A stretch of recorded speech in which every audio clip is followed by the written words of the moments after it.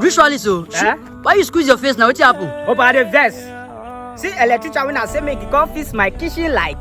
It enter my kitchen, it fry dodo, boil rice, take chop my chicken stew. So I come to the house and say, why you go do those things? They tell me say I dey turn am enough for tent. Now me can go eat my food. But see, I no pay am. When I dey tell them say I will make a banana wise, they know the year word. They go get sense.